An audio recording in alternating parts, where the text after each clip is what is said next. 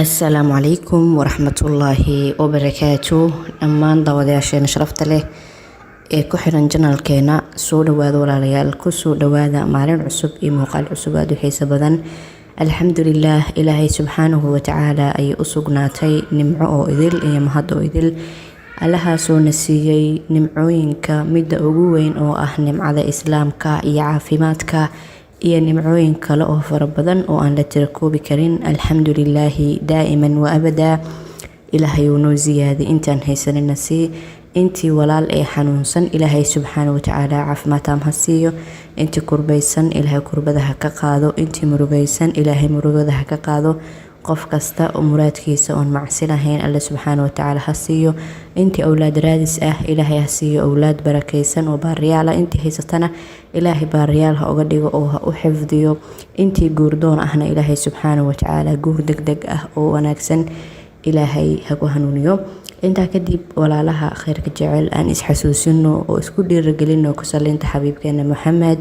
اللهم صل على محمد وعلى آل محمد كما صليت على إبراهيم وعلى آل إبراهيم وبارك على محمد وعلى آل محمد كما باركت على إبراهيم وعلى آل إبراهيم في العالمين إنك حميد مجيد.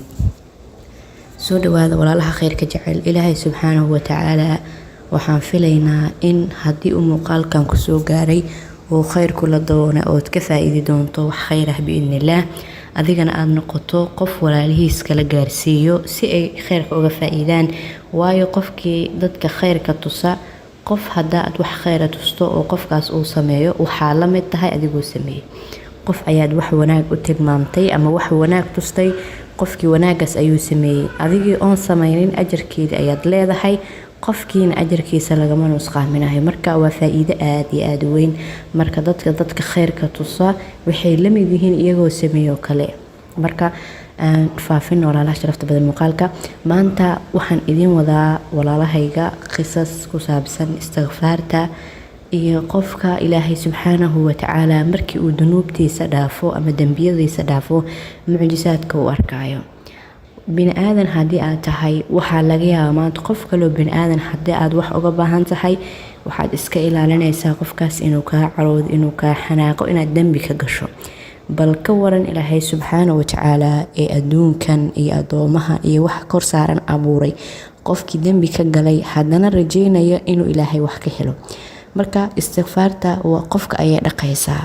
qofka ilaahay subxaanahu wa tacaala markii uu arrin ka rabo marka hore waa inuu toobad keenaa, waa inuu dambiyada iska dhaqaa. waayo dambiyada waxay ka mid yihiin waxyaalaha qofka ka hortaagan in uu ilaahay subxaanahu wa tacaala ducadiisa aqbalo. waxaa laga yaabaa mar walba inaad ducaysato aan ducadaada la aqbalin, balse aad gashay dambiyo aad ogtahay, kuwaad ogeen, kuwa yar kuwa weyn.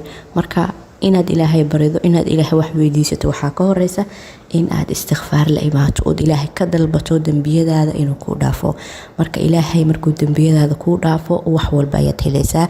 sidoo ilaahay subxaanahu wa tacaala qur-aankiisa noogu sheegay wuxuu yidhi faqultu istaghfiruu rabbakum innahu kaana ghaffaaraa. ilaahay subxaanahu wa tacaala dembi dhaaf weydiista. dambiyada adigu dhaafaay waa nimco kale inuu ilaahay dambiyada noo dhaafayo. waayo haddii la dhihi lahaa qofkii mar dembi galo waa siduu u dhacay oo kama soo laabanayo, ma toobad keeni karo, dhibaato ayay ahaan lahayd. marka ilaahay subxaanahu wa tacaala wuxuu leeyahay dembi dhaaf i weydiista oo dembi dhaaf weydiista rabbigiin ha idin dembi dhaafee yursili samaa calaykum midraara. marka meeshaas waxaad ka garanaysaa qofka haddii dembigiisa loo dhaafo in uu nimco walbo iyo wax walba uu helayo. haddii aad ilaahay subxaanahu wa tacaala dembi dhaaf weydiisato oo uu ku dembi dhaafo waxaa lagu helayaa barwaaqo, waxaa lagu helayaa roob. wayumdidukum biamwaalin wabaniina. waxaan ku helaynaa awlaad, waxaan ku helaynaa xoolo. marka istighfaarta ayaa ka horeyso inaad ilaahay subxaanahu wa tacaala dembi dhaaf weydiisato. markii uu ku dembi dhaafo ayaad nimco helaysaa, ayaad maal helaysaa, ayaad awlaad helaysaa. marka muhiimadda intaas la eg ayay leedahay istighfaarta. qisadeena koowaad maanta waxaa ka sheekeynaysa gabadhaani waxay tiri waxaa jiray ani iyo gabar aan walaalo ahayn.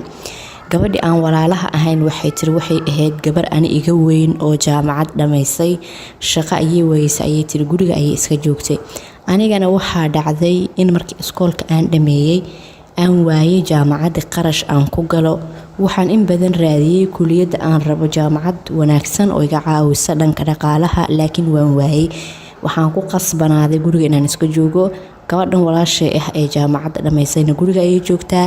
anigana dugsigii sare ayaan dhameeyay oo qarashka jaamacadda ayay reerkeena laayihiin. sidaas ayaan guriga ku wada joognaa.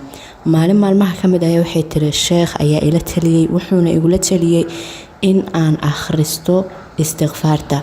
weliba wuxuu ii sheegay markii aan tukado meeshii aan ku tukaday anoo fadhiyo inaan 1 mar dhaho astaghfirullah wa atuubu ilayh.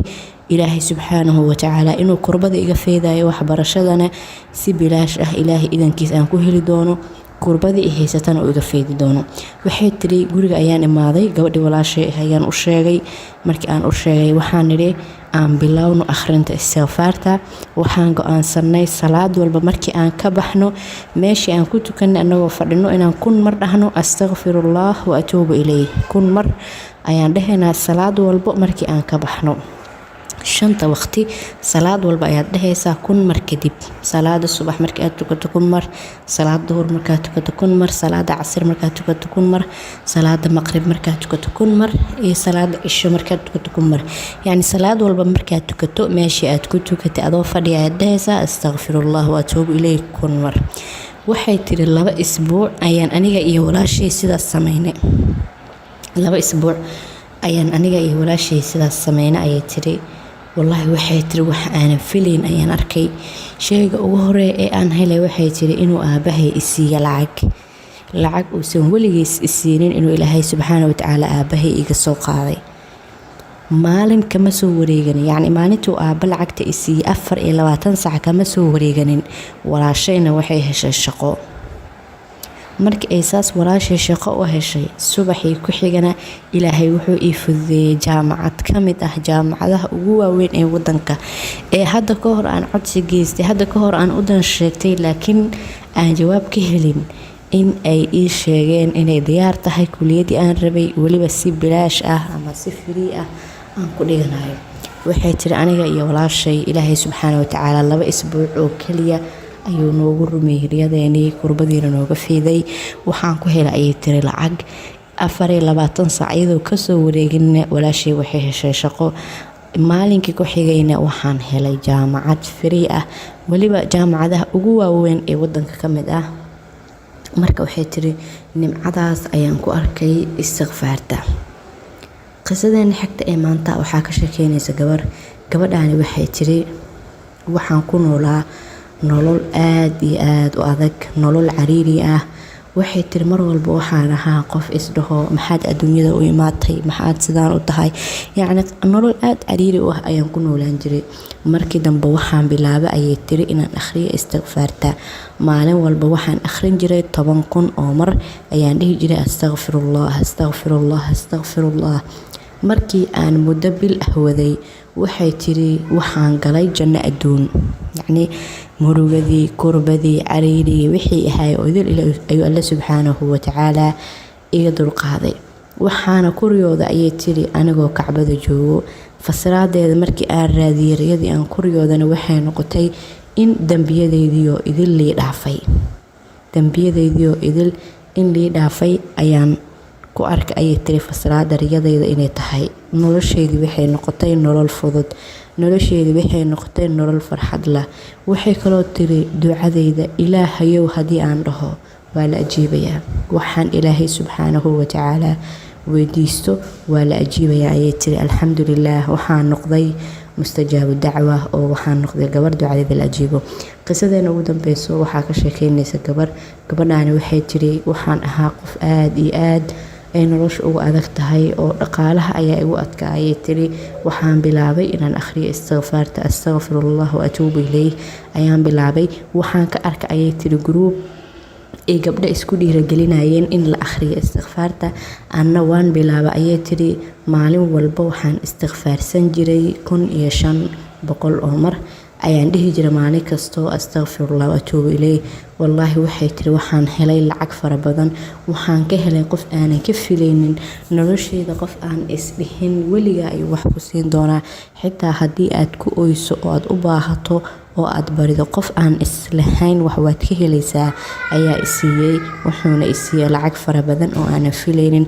alxamdulillaah, ilaahay subxaanahu watacaala kurbadii waa iga feeday, xoolo fara badanna waa uu isiiyey, waan ku faa'iiday ayay tiri istikfaarta. marka ballanqaadyada ilaahay ma ahan wax been ah. waxaa laga yaabaa qof bini aadan amaanta oo adigoo kale oo waxba ku dheereen oo xitaa ballantii uu qaaday hadduuse ilaahay qadarin aanan awoodinba inuu oofiyo, haddii uu ku dhaho sidan ayaan kuu samaynayaa inaad aaminto ood rumaysato, bal haddaba ka waran ballanqaadka ilaahay. runtii waa wax la hubo oo run ah. ilaahay subxaanahu watacaala waxaan weydiisanaynaa dembiyadeena inuu dhaafo, dhammaan muslimiinta dembiyadooda inuu dhaafo, waalidkiina soo barbaariyey na soo koriyey intaana la soo ekeysiiyeen inuu dembigooda dhaafo, naguna kulmiyo naguna casuumo jannaati alfirdowsi alaclaa. waa mahadsantihiin walaalaha khayrka jecel ee nagu xiran. muuqaalka meel dheer gaarsiiya si ay walaalo badan uga faa'iidaystaan. like na saara si uu u faafo muuqaalka oo dad badan ay u arkaan. wassalaamu calaykum.